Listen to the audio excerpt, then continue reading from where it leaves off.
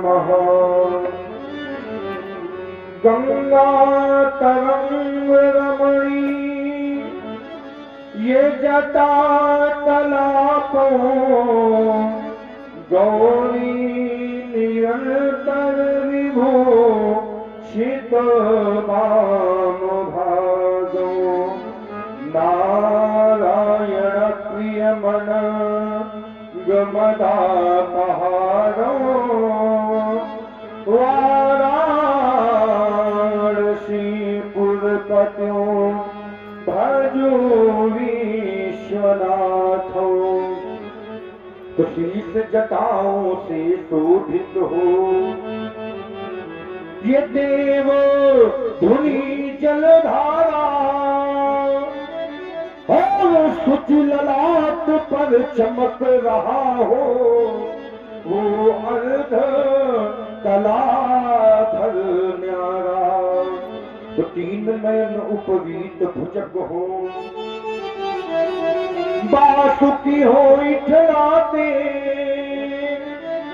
हर हर बम बम काम हो चार हो शिवगण सदा सुनाते। तो अंग अंग पर रमी भस्म हो ये शमशान घाट सी धारी है फपक रहे विषधर के ऊपर ये मन विषधर विषधारी। तो डिम डिम करता डिमिक रहा हो तकवा शंभु तुम्हारा सत्यम शिवम सुंदरम का लग रहा तोम तम नारा। इसी देश में एक बार फिर आ जाओ गुरु शंकर इस मन प्रांगण में बसे रहो। जय दामोदर जय भीनाधर जय जय कमलाकर शंकर जय त्रिनेत्र गौरांग गुमावन नीलकंठ मृत्युंजय सरधर डमरूधर पिनाकधर भयहर भूतनाथ भगवान महेश्वर पार्वती पति जय हर हर हर महादेव शंभु कैलाशपति दिगंबर। और ध्यान के परशुराम के जीवन में ये भीषण हाहाकार मचाने वाला ये विप्लवकारी शब्द कैसा जिस शब्द को सुन करके समाधि की संस्कृतिकाएं टूट टूट हो गई। भोलेनाथ तो ने रोल कठोर ने यकीन है शब्द प्रकाश छा दिए पाताल को आकाश ये भागी भानु के बाजी पर छोड़ चले निष्कैल बेहरत धरा भूधर सभे ये छुड़े धरा युद्धैल कैलाश साथ तेरा मुखड़ा तो कर्मलीन दिखलाता है बड़े मिशन गरजते हैं इंद्रियों का कलर होता है। क्या कारण है भोलेनाथ आ रहा हूं आपकी समाधि में आपके शरण में याद कराए क्या कारण है। ओ बाष्पित हो गया किसी जोड़ी के द्वारा गुरुदेव के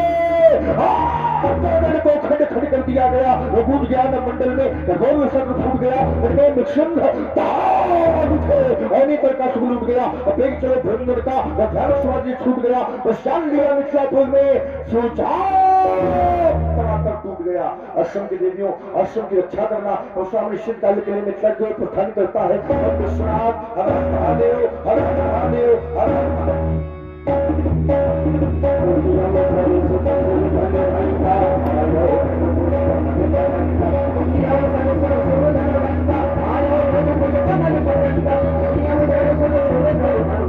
आया हो गोकुले बदलगा देखत भृगुपति देश कराना उठे सकले भय निकले भुआला पित समेत कहे कहे निज नामा लगे करन सबे दंड प्रणामा। घुमा लगे।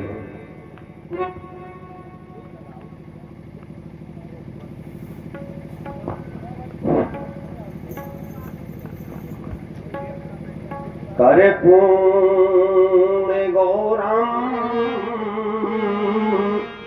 करुणावतारम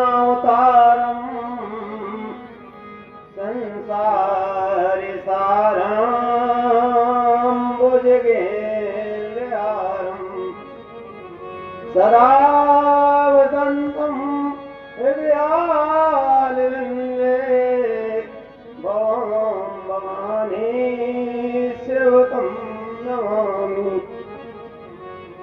सुदर्शन मम नाम है पिता सिया साराम, जिला मीरपुर में पड़े इंदरपुरा मम ग्राम।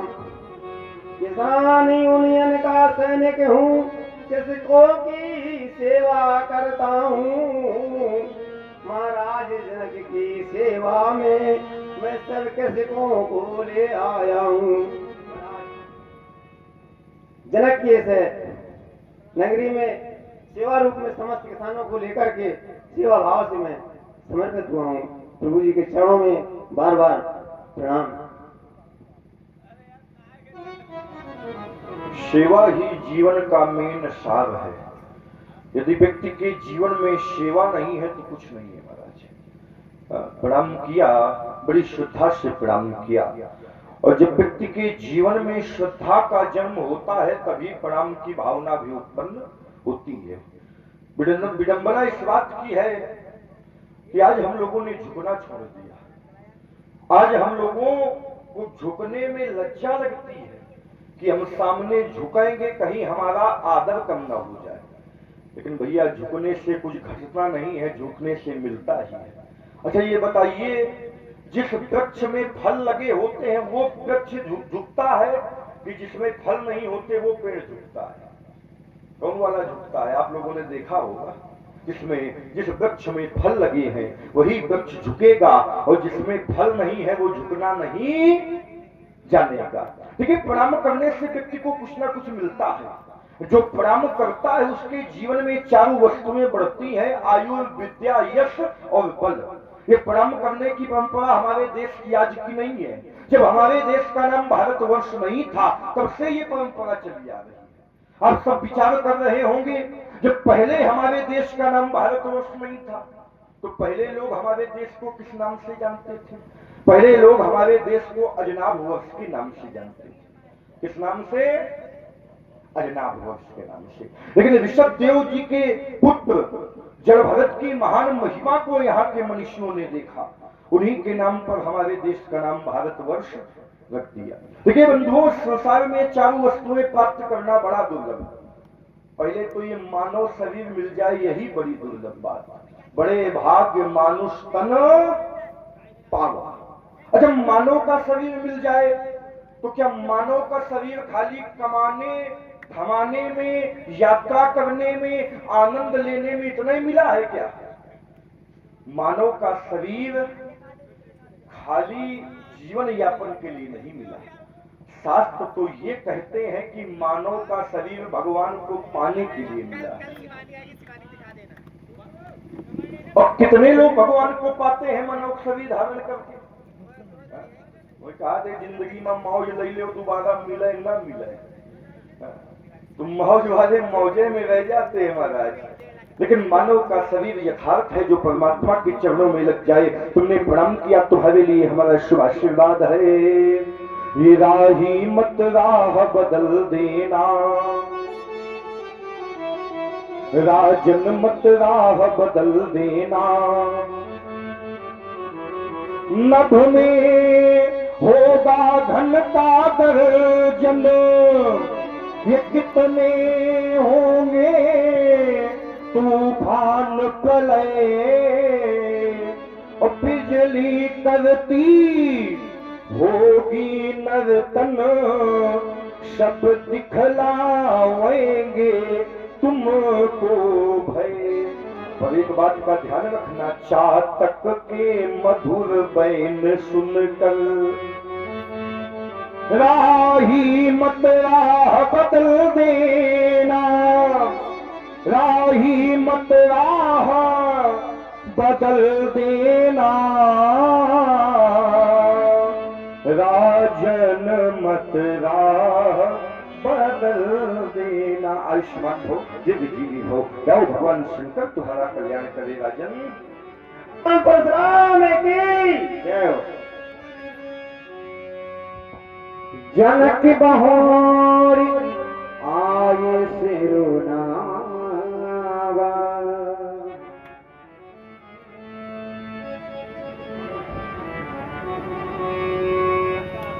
तपोनिष्ठ ब्रह्मनिष्ठ स्वीकार करिए हमारा प्रणाम। आपके श्री चरणों में कोट कोट नमन है, स्वीकारिए। अहो भाग इस मिथिला का, हे तपोनिष्ठ अभिनंदन है, और कृतिकृत हुई ये मिथिला समाज, और करिरा